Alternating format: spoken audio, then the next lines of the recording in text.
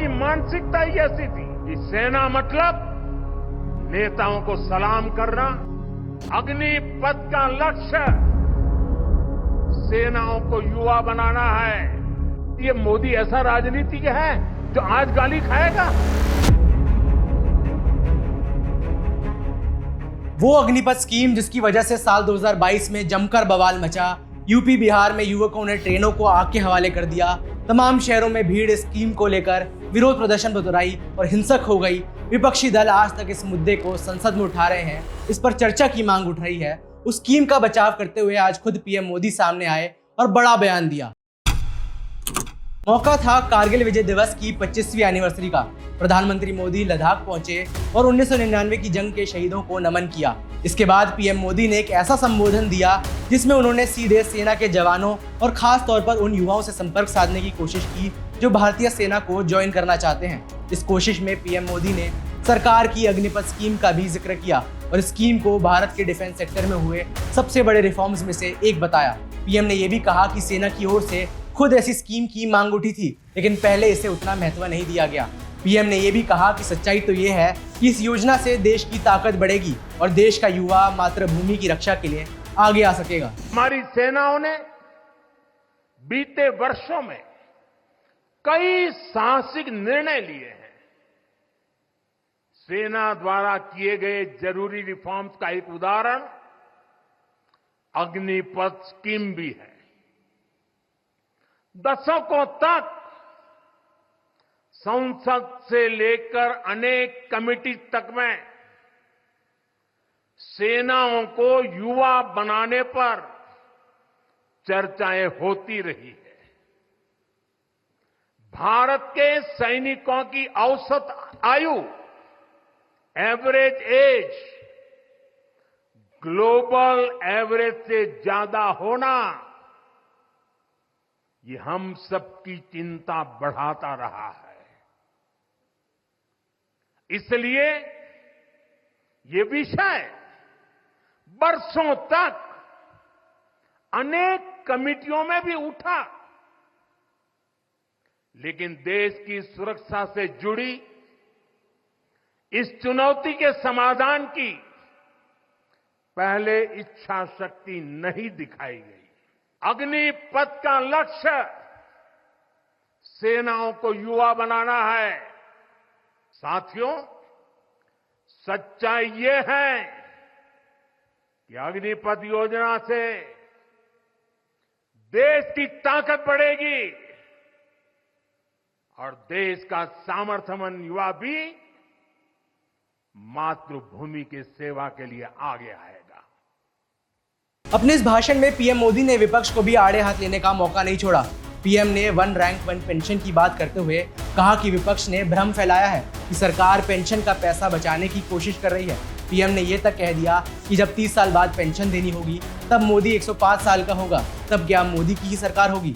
अग्निपथ का लक्ष्य सेनाओं को युद्ध के लिए निरंतर योग्य बनाए रखना है।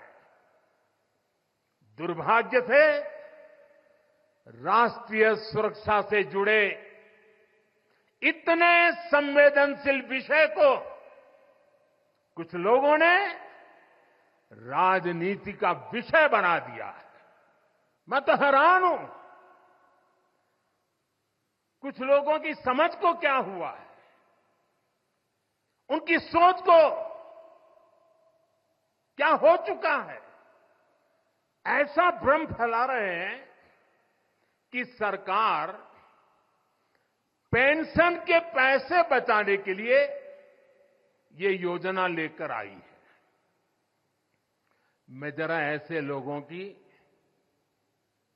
सोच से शर्म आती है, लेकिन मैं ऐसे लोगों से पूछना चाहता हूं, जरा कोई मुझे बताए, आज मोदी के शासनकाल में जो भर्ती होगा, क्या आज ही उसको पेंशन देना है क्या?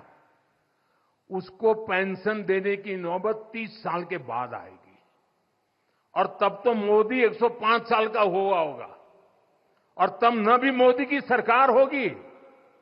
क्या मोदी जब 105 साल का होगा 30 साल के बाद जो पेंशन बचेगा उसके लिए मोदी ऐसा राजनीतिक है जो आज गाली खाएगा। विपक्ष को घेरते हुए प्रधानमंत्री ने स्वदेशी फाइटर एयरक्राफ्ट तेजस की भी बात की।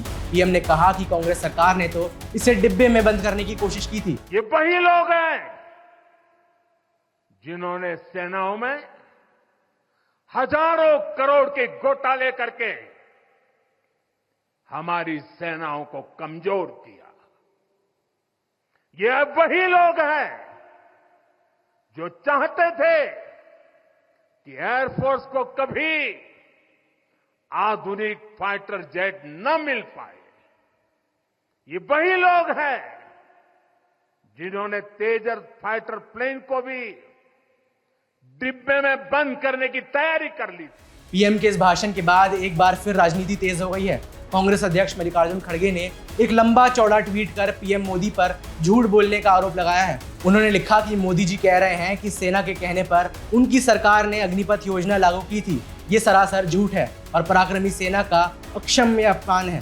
कांग्रेस अध्यक्ष आगे लिखते हैं कि पूर्व सेना अध्यक्ष जनरल एमएम नरवणे जी ने कहा था, ऑन रिकॉर्ड कहा था कि अग्निपथ योजना में 4 वर्षों की सेवा के बाद 75% लोगों को रखा जाएगा, वहीं 25% लोगों को सेवानिवृत्त किया जाएगा। पर मोदी सरकार ने उसे उल्टा किया और ये योजना तीनों सैन्य बलों में जबरदस्ती लागू कर दी गई।